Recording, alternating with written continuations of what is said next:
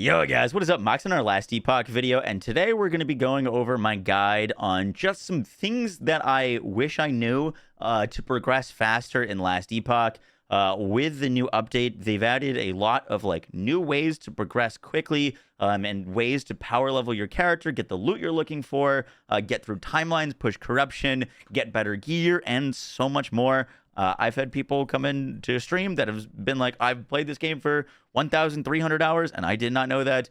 There's a lot of things that you can do to improve your experience and your ability to go higher and higher and get better and better gear. So I kind of want to break down everything that I wish I knew before pushing to 1,400 corruption. Hope you guys enjoy the breakdown. Let's get right into it. All right, so the first thing I want to talk about is progressing your corruption quickly, particularly in the case of being able to farm the boss a ton, get boss drops and boss uniques a ton, and progress your corruption quickly. And there's a few things that you kind of need. There's a few moving parts. I'm going to do kind of a bit of a demo live. Hopefully it'll work out. But in order to do this, you kind of need three things. The first are the Glyphs of Envy. These start dropping in empowered monoliths, and the big thing that these do is they allow you to basically build stability for whatever your most recent completed timeline is. So it doesn't need to be completed the whole timeline as in beating the boss. It's just if you do a node on a timeline, these will allow you to gain stability towards that timeline. So the reason this is important is in order to progress corruption in your timelines, you need to do two things. One, you need to gain stability. When you gain stability, you unlock the ability to kill the boss. When you kill the boss, you get a stack of gaze. When you fight a Shade of Oribus, all of those stacks of gaze are consumed if you beat them, and you get additional corruption per stack of gaze consumed, up to 4. So for this to work well, we're going to want Glyphs of Envy. Glyphs of Envy allow us to gain stability faster, so we don't need to run through every single timeline or do every single kind of map so that we can kill the boss very quickly and kind of spam the boss. The other thing that you're going to need in order to do this quickly and efficiently are these things. These are the Harbinger Needles. These drop from Harbingers, and when you kill a boss, you have the option to fight a Harbinger, and so you can kind of keep refunding yourselves. They're pretty easy to farm, but this says it breaks if equipped when you kill a timeline boss above 90 corruption, causing that timeline boss kill to grant 3 additional Gaze of Oribus.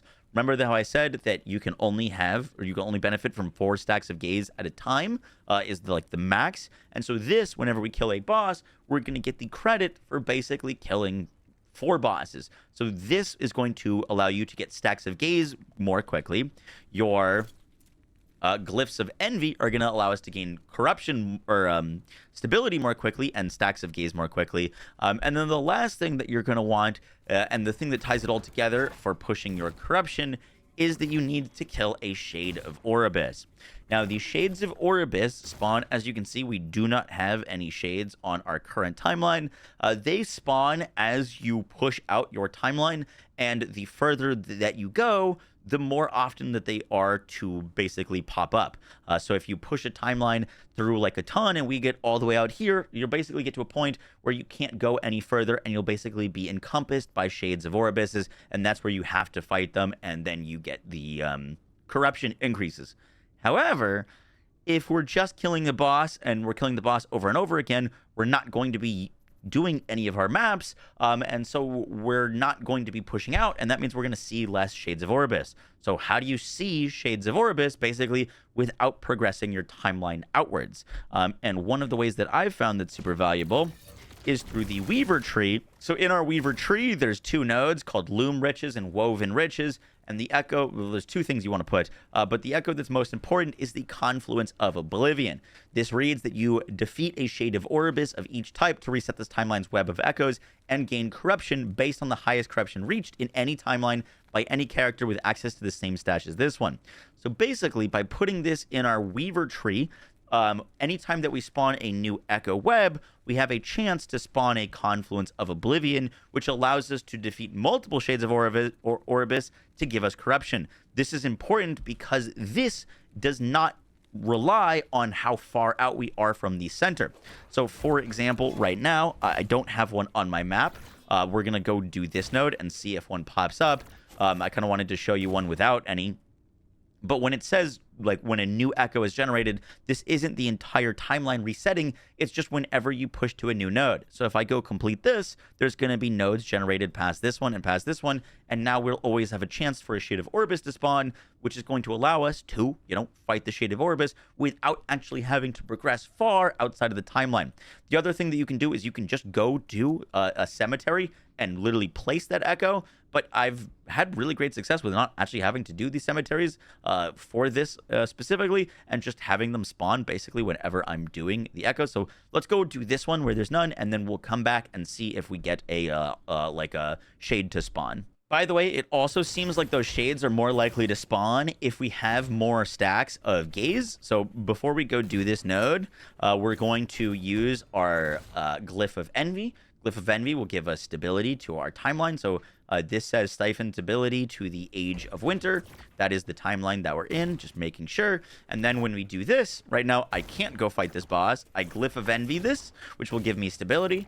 Boom, 205 stability gained to Age of Winter. Let's do it again. Boom, 202 stability gained to Age of Winter. Can't quite fight the boss yet. Let's do 2 more of those, and now we can go fight the boss. So basically, instantly, I've progressed this timeline to go fight the boss. Now we're going to go put a Harbinger Needle in our idle slot so that we're going to get extra stacks of gaze. Then let's go fight this boss real quick. We are going to fight the Harbinger as well. Harbingers will give you more drops, such as the ways to fight Aberoth and such. So let's go fight this guy real quick. All right, so they're dead. That gives me a option of a blessing. I'm just going to keep my current one. So note that when I killed the Harbinger, I got another Harbinger Needle. So that refunded basically my cost of going to do that fight. And I also got a Glyph of Envy. So I'm also refunding that cost. And this is what you can do to basically just keep pushing, because every time that you're killing the Harbingers, you're going to get more of the things that you need, which is, really, really nice. But now let's go open our portal. So now I've got more stacks of corruption. We can go back. And now let's go complete one of these echoes and then see if a Harbinger, or sorry, a Shade spawns. So we just completed that map, and then look, lo and behold, we've got a Shade of Orbis to spawn, which will give us a ton of corruption. And so that is kind of the gameplay loop. You use the Glyph of Envies to give yourself stability. You use the needles to give yourself additional stacks of gaze, and then you use your Weaver's Web with the Confluence of Oblivion to make it so that your shades are going to spawn more often, and this will allow you to push corruption very quickly. And, the higher your corruption, the better gear that you're going to find. And speaking of finding better gear, that's what we're going to be covering in the next sections, is, how to get better gear so that you can keep increasing your damage and your survivability to help you progress faster. The next thing I want to talk about is crafting tips. Now, crafting is very complicated. It's pretty easy to understand, but there's more and more things to learn about it. This is not a crafting guide. I just want to give some general tips on ways to make your items better, find better items, and buy items for cheaper if you're playing trade.